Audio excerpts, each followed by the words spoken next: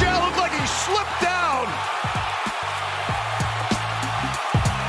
Naquan Jones stuffed the hole.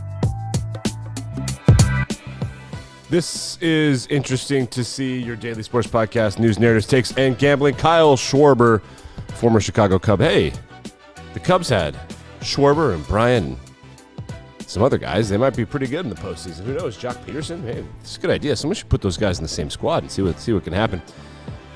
Courtesy of Fox or whatever, and courtesy of ESPN. Josh Allen slips on 4th and 1 inside the 3-yard line with an inch to go. So it's 4th and 1 at their opponent 3. The Bills are down by 3, and they elect to go for it on 4th down instead of kicking and almost assuredly going to overtime. And analytics Twitter is going to lose their mind over this one, and I love it. It's going to be good. The Bills, they fall to the Titans. Derrick King Henry he's crazy. He's like what if Team Tebow were actually a running back and good. He is remarkable. I saw some stats yesterday. I don't know. Hopefully I saved them. And we'll look into that when we get into Monday Night Football. Well, I guess we could start with Monday Night Football. The Buffalo Bills lose their first game since the opener. They had lost one, then they won 4 in a row. Then they lost one on the road to Tennessee last night. Derrick Henry is electrifying. Every single handoff or pitch that he gets could go the distance. And it's honestly like the craziest part about it to me is that he did this in college, and they were like, that can't work in the pros, and it's just as crazy in the pros. It's just as crazy. In fact, he might have been underutilized at Alabama. I could imagine a guy like that at, like, I don't even know, Iowa or Army, where they just don't acknowledge that there's a passing game. Steve Levy was trending all night. Fans discuss ESPN play-by-play announcer Steve Levy's coverage of Monday Night Football. That can't possibly be good, right? I didn't look into that, but that can't possibly be a good thing. And the interesting thing that I got out of this, interesting to see, LOL, the interesting thing that I got out of it is that the Cardinals, they crushed the Titans. The Titans are now 3, or are they? They're 4-2 on the season. The Cardinals crushed the Titans. The Cardinals crushed the Rams. Both of those games were on the road. They did escape against Minnesota, but Minnesota's here and there. They're a weird team. The Cardinals are inarguably the best team in professional football right now. There's no doubt. Kyler Murray has become the favorite to win the MVP. That'll flip-flop. It'll be Stafford by the end of the year in terms of narrative, but we shall see how that goes. Man. Yeah, they got to be number 1. They're very good. They crushed this team that the Bills just lost to. The Bills looked good. It's just one of those things where if you really want to know what's going on in the NFL, there's this revolution, quote unquote, with 2 high safeties that's just called cover 2 with some other underneath stuff. But the idea is that if everybody's passing the ball a lot, let's put more people back further and then see if they run. And just like old school 1980s football. No, excuse me. I don't feel that bad. I'm not going to do that. Oh, hold on. I'm going to cough again. I like that. I used the cough button this time. Okay. Like in the 80s, these defenses are just banking on the fact that teams aren't going to just stop passing, but if they did, it would work. That's why the Titans are successful, is because they have A.J. Brown and Julio Jones and Ryan Tannehill, so they get teams in these 2 high looks, like all these trendy defenses like the Bears and the Broncos and the Rams, and the Lions do it now, and Buffalo does it now, and a lot of teams do it now. The Titans are like, yeah, we'll run it down your throat. No one else has the discipline to just run it down their throat. They try to take away the big home run passes, and it kind of works, and teams get bored. That's what's happening to the Chiefs. They get bored. They don't want to run the ball 30 times a game. And it's working. It's crazy.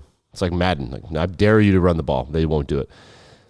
Unbelievable. So last night in baseball, the Boston Red Sox roll against the Houston Astros. I have never cared less about professional baseball than I do this year, and it's just because I hate the Astros.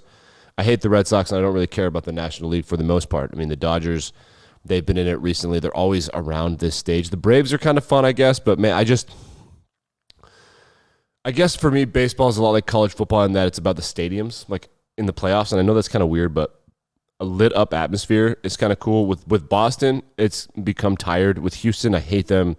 With LA, it's become tired. And with the Braves, I just don't find their vibe fascinating. Like, I like the Giants, the Indians. They were fun when they were in it. I don't know. It's just this year it feels like a massive dud for professional baseball. The Padres didn't make the playoffs. That's a bummer. St. Louis is always fun in the postseason. They didn't make it too far. I thought the Brewers would be fun, but Atlanta took care of them pretty easily. So, yeah, then the Red Sox roll last night. They have a bunch of good guys. The 2013, 14, 15 Tigers, they have a bunch of guys out trying to win another World Series, including J.D. Martinez, who went yard last night, but that home run that you heard was Kyle Schwarber, formerly of the Cubs and the Washington Nationals. I don't know who's going to win. I think that the Astros are going to win. I think they just have a far better team on paper, but Boston has to win championships according to the Constitution once a decade, so we have to get one in. It's actually been a while. So, Barstool Sports is quote-unquote reporting, and it's not just them. It's Jack McGuire, who is a college football writer and analyst. I think he's been around. I think he might be at The Athletic right now. Most college football fans follow him. The Ed Orgeron thing, at the time, and I couldn't find the tweet threads, and it's just tweet threads, so who cares? But I couldn't find the tweet threads that suggested why he got fired. That he got fired because he didn't care as much about winning football games as he cared about being famous. So he won a national championship incredibly early at LSU with, honestly, the best offense that's ever been assembled, and I will fight you to the death on that, and perhaps one of the greatest just college football teams that's ever been put together in a single year. And I mean, you can very easily make that argument that the 19 LSU Tigers are the best college football team of all time. They annihilated everybody. Their offense was crazy. They probably have, the two receivers from that team are two of the 10 best receivers in the NFL right now. I don't know if that's true, but whatever. So Jack McGuire tweets this thing out, and it's the piece is from The Athletic, and it's damning about how he just got high on the hog and didn't care about winning football games, so they're just giving him an exit. He should have retired after he won the national championship because they were never going to run it back. Joe Burrows, guys like that don't grow on trees. So here, let's read the part of it. I'll bring it up on YouTube for my 17 viewers. There it is. So, the Athletic piece on Coach O is quite frankly unreal. It paints a picture of a guy that won a national championship and then lost control of his program because he couldn't stop chasing pussy. Quote, then, at his most powerful and his most wealthy, Orgeron was single again. He had just signed a 6-year, $42 million extension and was a Louisiana hero, and he was going to enjoy it. Quote, something that had been a priority in his life hadn't been a priority before was talking to women, one LSU source says. That just became too high on the totem pole.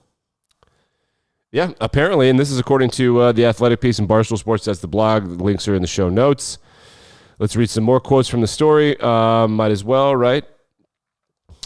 These are also Jack McGuire's pictures. I created messes for him, like the time Orgeron pulled up to a woman at a gas station wearing exercise attire. Hey, you look like you work out, he said, according to multiple sources. We could work out together. The woman informed Orgeron she was married and pregnant, to which he responded, why does that matter? Great. Man. The woman that was the wife of a high-ranking LSU official. Word of this reached the LSU Board of Supervisors, the collection of permanent Louisiana attorneys and business owners appointed by the governors who would make the most important decisions at LSU. And of course, it reached LSU athletic director Scott Woodward. So he just became a douche. He just became a POS, man. And he always has kind of sucked. And he didn't do jack shit to win that national championship. That roster was preposterous. Just call pass plays and get out of the way.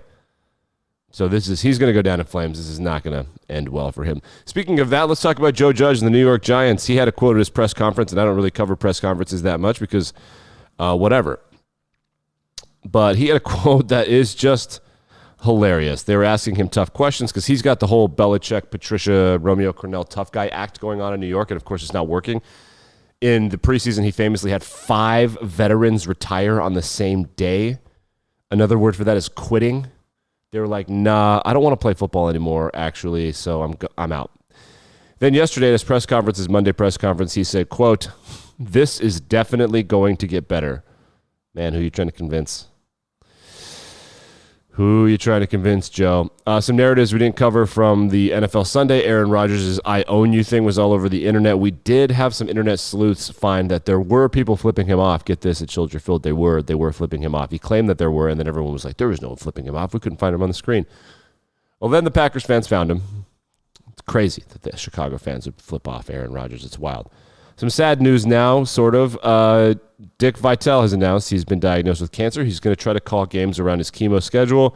Thoughts and prayers, etc. to Dick Vitale. We all develop cancer at a certain age. I have no idea how old he is, but I'm pretty sure he's in his 80s. And, we wish him and his medical team and his family the best of luck. We'll see how that goes this season, but it's just the sign of the times. Colin Powell, of course, passing away yesterday, R.I.P. New Jersey has proven that anybody can get rich selling things that are addictive. They are the first state in U.S. history above the table to move over $1 billion in a single month. In September, there were $1 billion changing hands on sports gambling, which is frankly preposterous. That is so much money. That is so much money. I can't. It's just so much money. $1 billion. Well, congratulations to everybody that invested in that. I did not see it coming from far enough away. Otherwise, I would have got on it, and maybe I wouldn't be here doing this podcast with you. I would be on a yacht somewhere in the Gulf of Mexico just gambling professionally. Okay. I want to take you back to a time and place. That time and place is 2017. When Kevin Sumlin was fired as the head coach of Texas A&M, and FSU coach Jimbo Fisher was asked about it, and he said, quote, "I plan on being here for a long time."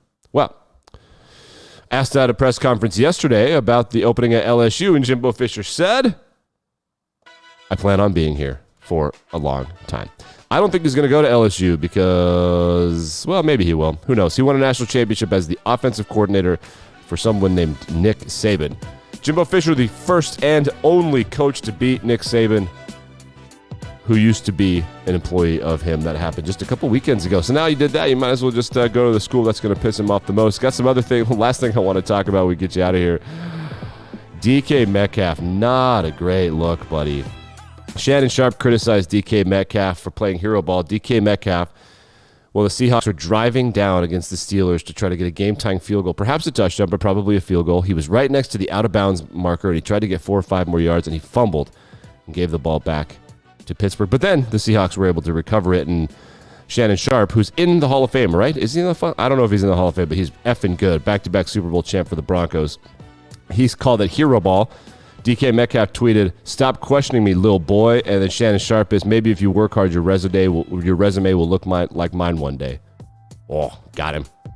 This is interesting to see. I'll be back and better than ever tomorrow morning. Like, rate, review, subscribe. DK Metcalf has a binky mouth guard. It's not a great look when you're making fun of people who are elite football players. Maybe he's not happy. Maybe someone should trade for him. Who knows?